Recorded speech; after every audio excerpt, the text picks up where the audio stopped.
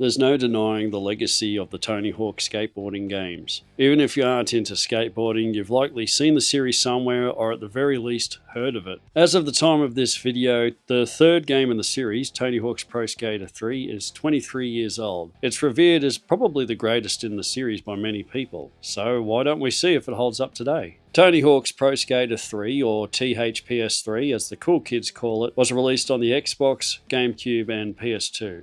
If you haven't played a Tony Hawk's Pro Skating game before, which is highly unlikely, but possible, let me give you the express summary of how the game works. You can play as the Birdman himself or a number of his pro skater mates, skating through whimsical and dangerous levels defying the laws of physics to either rack up the biggest score you can, or complete a series of goals that include fixing things, breaking things, jumping things, or collecting things. Each session is limited to 2 minutes, but you have the freedom to attempt just one or many of the goals each time. What you see here is Tony Hawk's Pro Skater 3 running on my ROG Ally, upscaled to 1080p through PC SX2. If you're new to emulation, drop a comment down below and I'll happily help set you up. Okay, on to the review. Gameplay. Oh boy, I hadn't played this game in a few years, and while I was rusty, it felt familiar, like riding a bike or a skateboard. The controls are reactive and smooth, and a prime example of something being easy to learn but hard to master. I was honestly pulled into the gameplay loop pretty quick, and during the occasional loading screen I saw my reflection and good lord,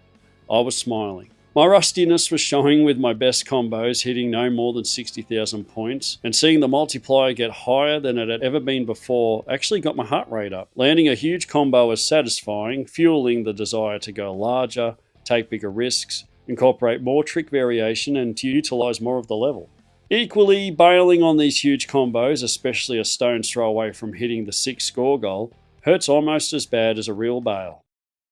Okay, maybe not quite that bad, but it still stings. You'd think I'd walk away from the game after this had happened so often, right? Wrong. I kept coming back. There were a few features added to the gameplay in Tony Hawk's Pro Skater 3 that weren't in prior entries, such as the revert, allowing you to link vert tricks to manuals to continue your combo. You can also spin during a manual by pressing the same button, which allows you to build up that crucial points multiplier.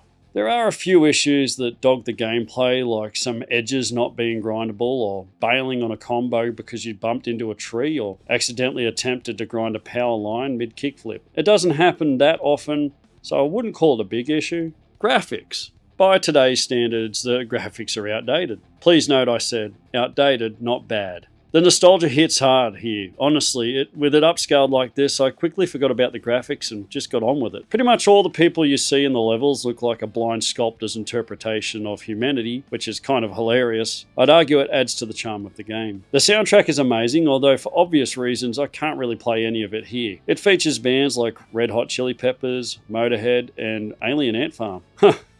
Remember those guys? Seriously though, the soundtrack in the first 3 games is like a mega potent overdose of nostalgia. And that got me wondering whether that's all it is that's making this game fun. Just nostalgia and nothing else. Level design. Tony Hawk's Pro Skater 3 has some of the most iconic levels in the series, with a few of them returning in later games. The Foundry is a decent opener, a small, contained level with a few good skate lines and a wacky secret area. Rio with its perpetual skate lines, and Airport with its multiple lights and escalators stand out in terms of level design. LA is easily the best level, with a highway that crumbles from above if you start the earthquake. It has some of the most satisfying skate lines of any level in the entire series, which is probably why it comes back in later games. I kind of like the face full of neon lights that is Tokyo, with some cool multi-layer skate lines and a weird secret area I didn't know existed until now. That's right, 23 years later, and I'm seeing this for the first time ever. Unfortunately, the other levels, while they have some cool gimmicks, just don't hit the same.